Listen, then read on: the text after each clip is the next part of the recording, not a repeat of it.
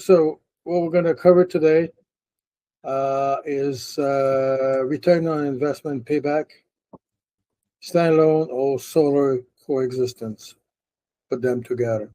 So in order to go to a little bit more the return on investment payback, best way to do it is to go to an actual case, an actual client that we've been dealing with without naming the client, but that's about what we're going to do. Okay, so we have this client, diesel generator, wants to reduce, if not eliminate, the generator usage. All right. So as we talked about last week, the first thing to do is get the annual energy production for the target location. And on number two there, you can see a little bit some of the details that we got. It was each day, so I want to make sure I'm correct here. $5,400 on the diesel last year, about 3,200 diesel liters. It's a 5 kilowatt hour generator, and it's got a canopy about 30 to 35 feet high. Okay, so we'll go here. So this is the report spreadsheet that we get from the market segment into the BES for his location.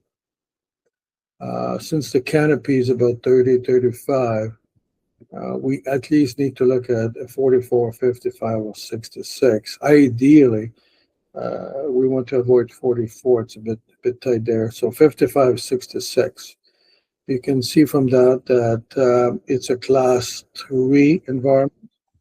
Since the annual mean speed is over 6 meters per second, goes up to 6.9 the winter and drops in the summer. I'm in that webinar. Okay, so you get about 1.5 megawatt of power for the Anorra. Since it's a class 3, the Anorra 1.4 cannot be used there.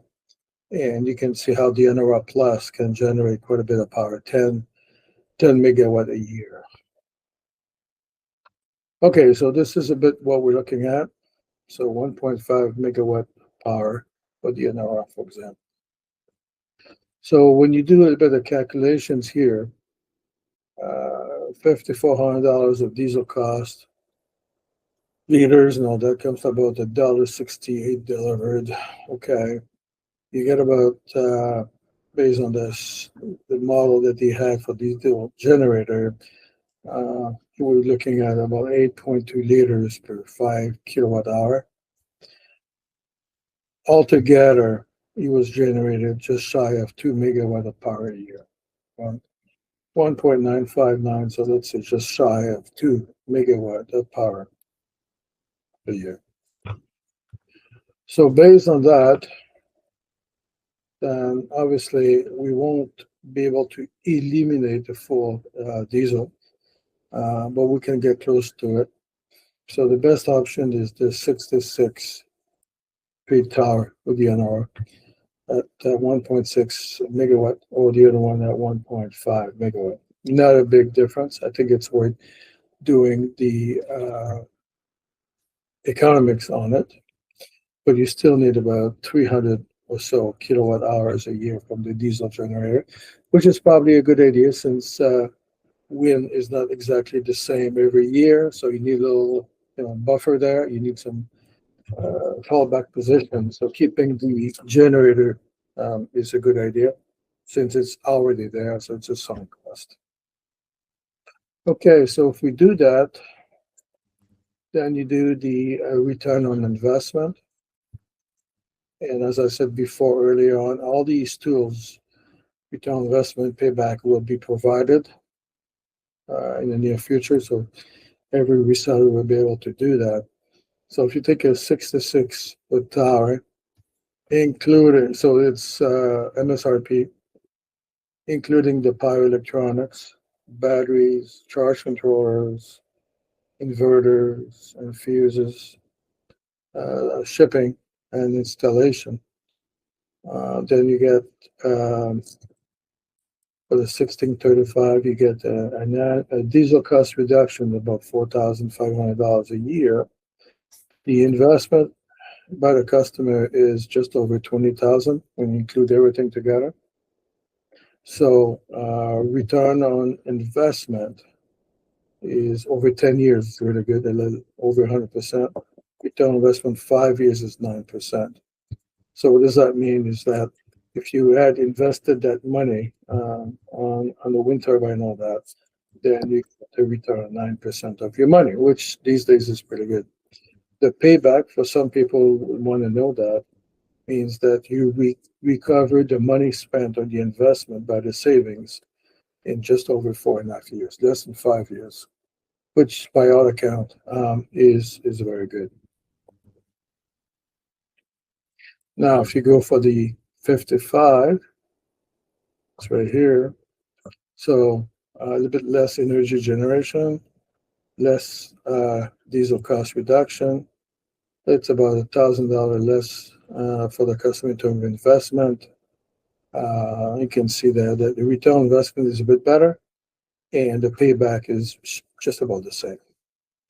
So the point of trying to do this is to say, if you have those tools and you want to talk to the customer after he's give you the details, economics can also play a role there. It quantifies that and measures that pretty well accepted. So as some people want to know what it looks like. Well, what you have is, and I apologize for my lack of, what's the word, graphic artistry. This is good as it gets. So on the left-hand side, you have the turbine on the tower. It's an AC, three-phase wild AC. You have a box at the bottom of the tower where normally we have a rectifier and fuses and all that. So you get DC, get two batteries. In this case, I propose 48-volt DC battery. Got a fuse, and you get the inverter. The charge controller for the Anorra, we recommend the C40. It's a good, it won't last very long. It's, I think, they're discontinued, but you still buy them at Amazon and all that. It's a very cost effective. It's about $220, $250. And you don't need the clipper like for the midnight solar or anything like that. And we provide a dump load that is ceramic load resistance there. What is interesting about the C40 is you can see that the electricity does not go through the charge controller. The electricity goes directly from the turbine DC directly to batteries. And it's the C40 that monitors the charge of the batteries. And when the batteries are full, then it takes some energy from the batteries to a dump load. So it's kind of two parallel paths. A little bit different than what you have in a midnight solar. Okay. Why 48 and not 24? Well, we support 24, okay? And our AP report provides data from 48 and 24. The difference is that if you remember P equals VI, the formula for power, then if your voltage drops from 48 to 24, then the currents doubles for the same power. And its losses are a function, not the voltage, but the current. So what we found in our testing here in the lab is if you use a 24-volt DC batteries, the losses across the wiring and the losses on the generator can be substantial. We provide the data for those that customer already have 24-volt battery system. But ideally, to maximize the power, the 48-volt is much more efficient, so I would say.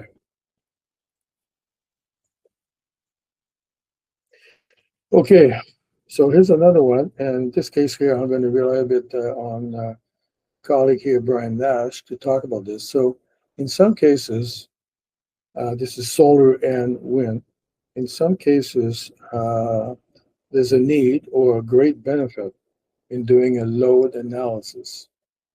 So this is a case of a client of ours that's in the middle of nowhere, I would say, in northern Quebec. When we say nowhere, we really mean nowhere. This is a bit the work that we've, with Brian's help, done with him. So, uh, Brian, I'll let you talk about that, and I'll move the slides for you.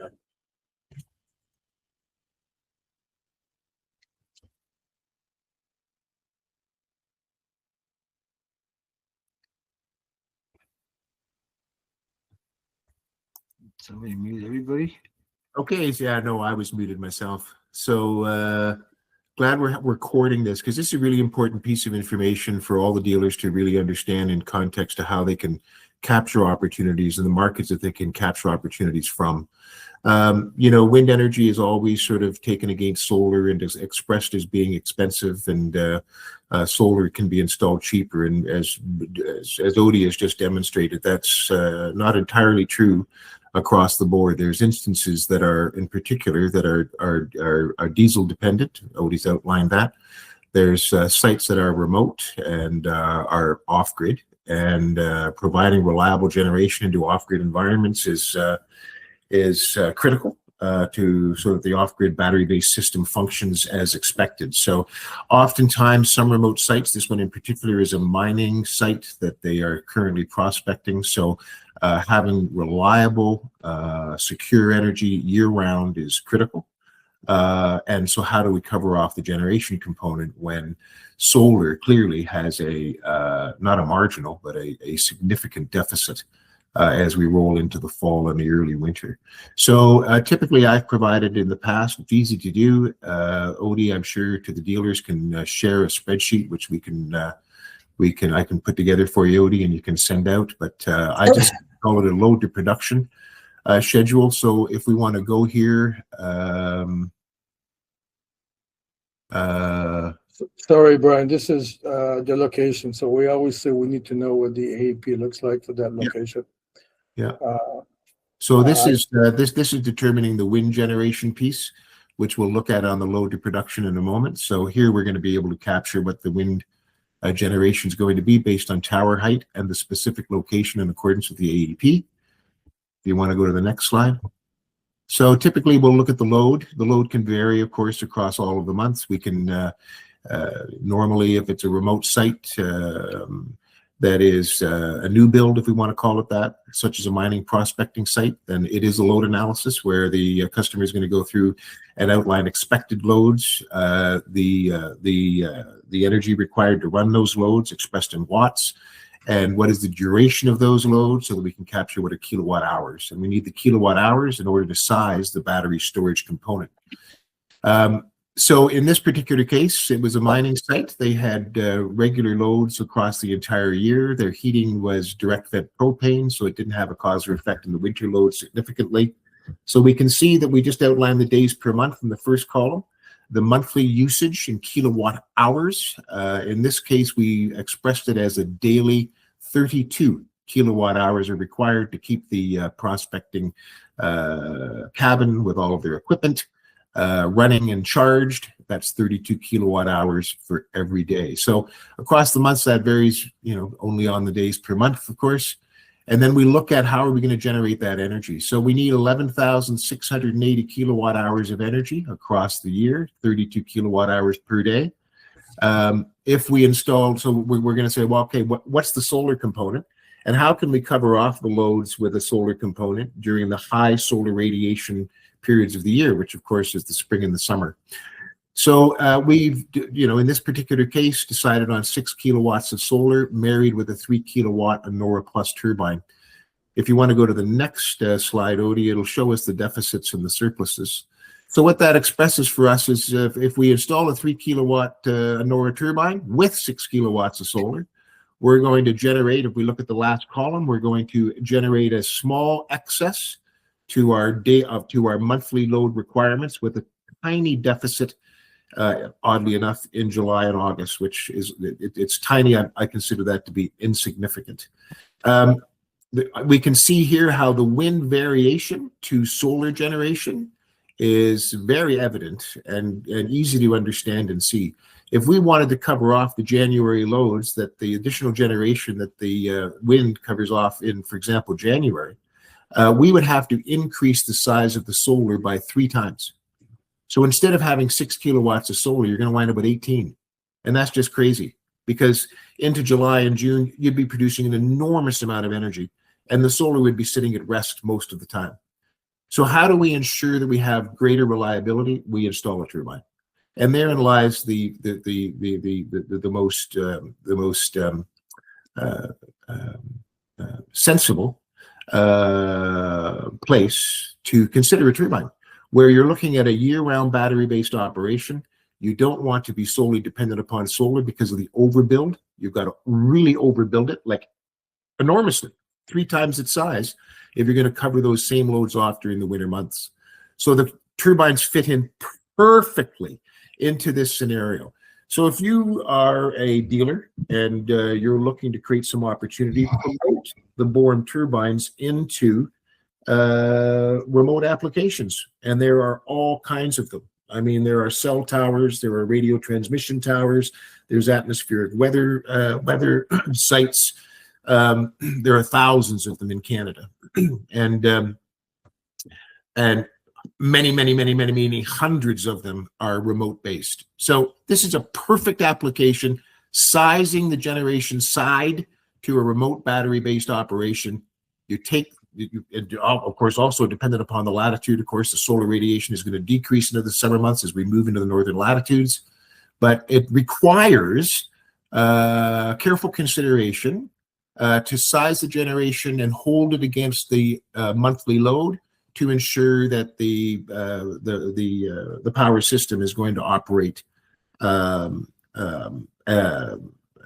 expectations. So it's a simple sizing sheet that is really useful to incorporate an Anorra turbine into a customer's energy mix and provide a very, very reliable solution that will cause the energy system to become very secure and more reliable than if it just depended on solar. Thank you, Brian. Yeah. The other thing I'm just going to add to this is for the energy estimated monthly generation from the Anorra Plus turbine, that data comes from the AAP report. So it's readily there. We provide it on a monthly and or season basis, so at least you get a level of granularity at least for the season. So I think that is useful as well. And an important point then too, of course, there's many places online that you can capture generation from solar. Probably one of the most common is a site called PV Watts. Just type in PVWATTS. It'll take you to a National Renewables Energy Laboratory site out of Colorado that provides solar radiation data to GPS coordinates and towns, cities, so on and so forth. So you can put in the coordinates of the site, and you can you can advise the angle of the solar. You can advise whether the modules are bifacial. You can refine the module size. And you can even incorporate shading or snow cover, and it will give you a monthly generation in kilowatt hours based on the details that you've put in. It's very simple to use, gives you a great report, and it's very reliable. Okay, thank you again, Brian. So what we've covered, what I wanted to cover was the first example. We saw the off-grid diesel propane displacement with the wind turbine. There's some very good economic benefit for the customer, whether it's return on investment or payback, right? The example I gave you was about turbine, tower, batteries, charge controller, inverter, and all that. Obviously, if you have a customer that's already have solar panels, then you're probably unlikely to need batteries and inverter and all that. So the cost will go down a little bit.